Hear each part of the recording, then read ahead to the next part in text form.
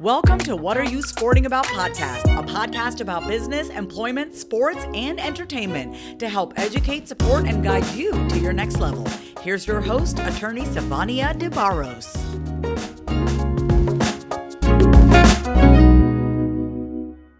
Hi guys, it's Savania DeBarros, Protective Athletes, and today I have agent Wesley Alston on the line today. Hi Wesley. Hey, how you doing? Thanks for having me. Thank you for being here. Before we get into the nuts and bolts with you today, tell us a little bit about who you are. Sure. So as you said, Wesley Alston, I'm a sports agent working with players ranging from NBA talent, NBA G League talent, as well as the overseas market. Started my own business, RLA Management. So I'm the CEO. We do everything for our guys, both on the court, off the court, and help them pursue post-career opportunities as well.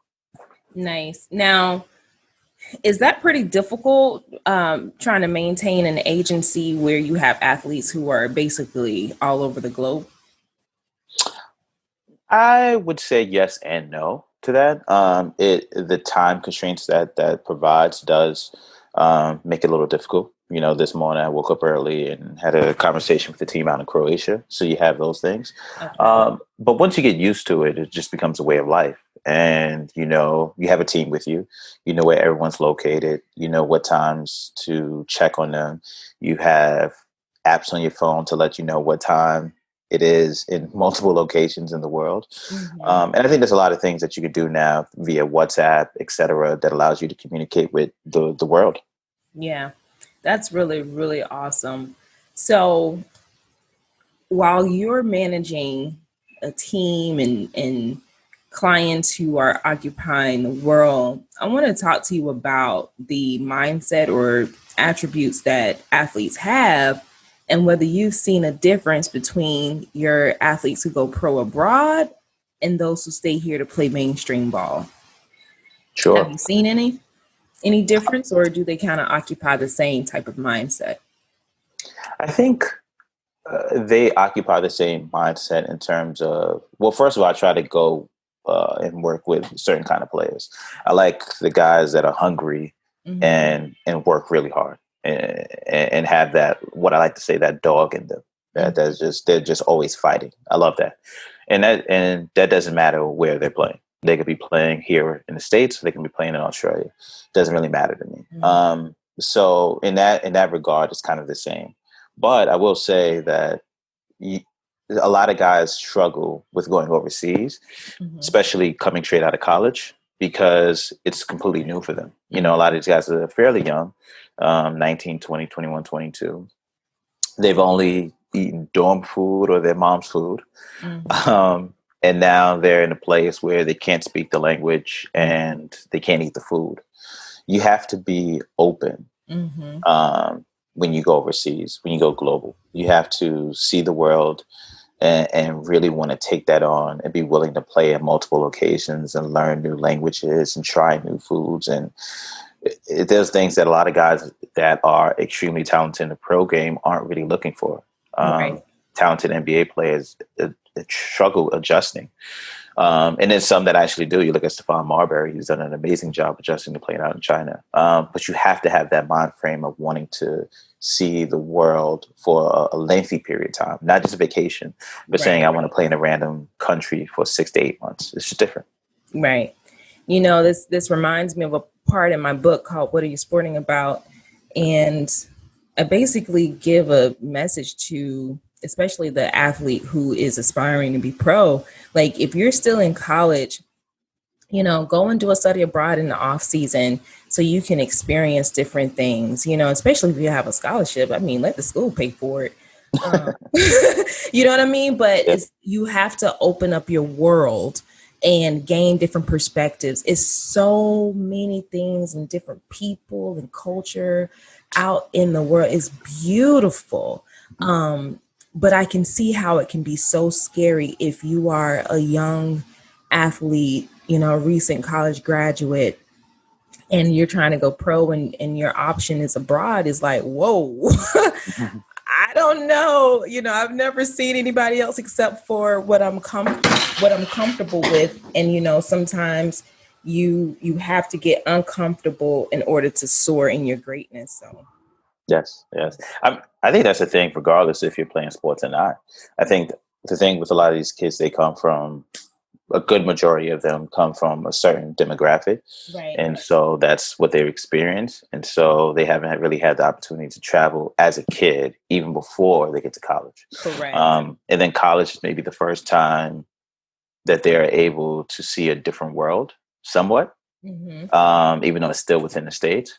So then to take that to the next level and travel abroad might be difficult. I even look at myself and kind of how I got into the game is my background is very similar to a lot of these guys. I'm from the inner city originally, certain demographic I've been around my whole life. And then I went off to Boston University. And so that was a culture shock for me. And so Boston has a lot of Cabo Verdeanos there. Yes, they do. They do. It's like walking straight into either a Cape Verde or Portugal. Yeah. You're going to see a lot of different things when you go up there. Yeah. But I wasn't necessarily ready for that. And so it was a struggle for me. And then from there, I went to graduate life and trying to figure out life as well. Nice. So I kind of got into the game with the idea that I wanted to assist guys, obviously the on the court stuff and the basketball stuff and the marketing stuff, etc. But I also want to kind of be a mentor to them, a big brother for them, and get them to understand that regardless of where they're playing, that basketball is a job that you love, but it's a job. That's what it is. Right. You're more than your job. And so how do we get you to realize that job ends pretty early relative to life, right? If you're lucky, you play till you're 35. Anyone knows that's early. So what do you do past that? What do you do while you're there? Do you take the opportunity to see the world, to grow, to really prepare yourself for life when you're 60 and 70 and look back and say, not only did I had an opportunity to play a great job or have a great career, but I also got to see the world and enjoy life. Right. And, it's much easier to see the world when you're already living over there.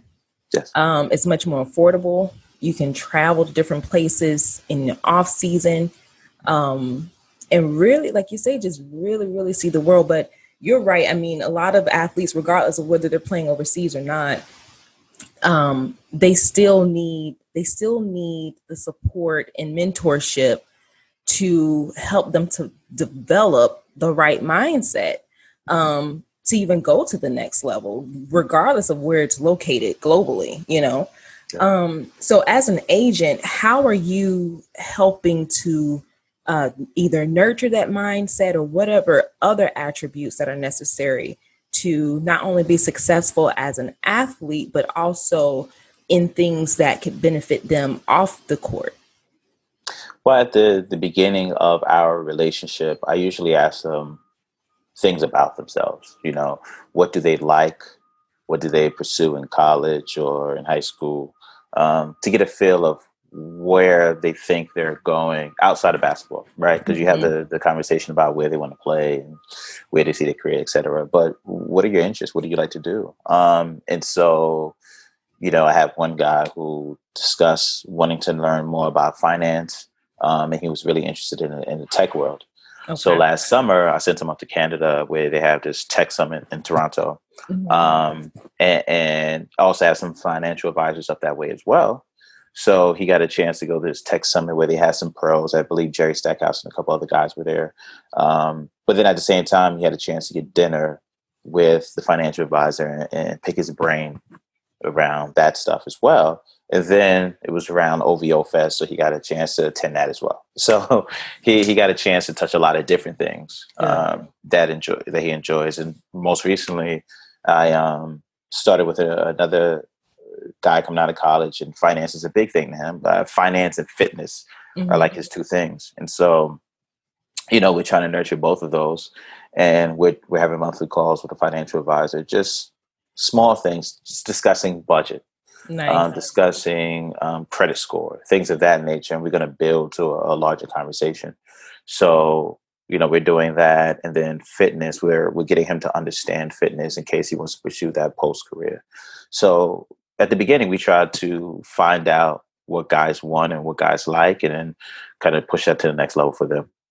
That's really, really amazing. I like that because it's not like you are pushing off your particular interest or saying, hey, you need to go and do this because this is the, next best thing, but actually helping them to develop the interest that they already have, which is much better anyways, because if a person isn't really interested in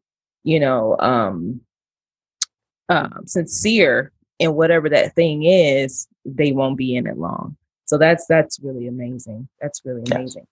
Yes. One last question though,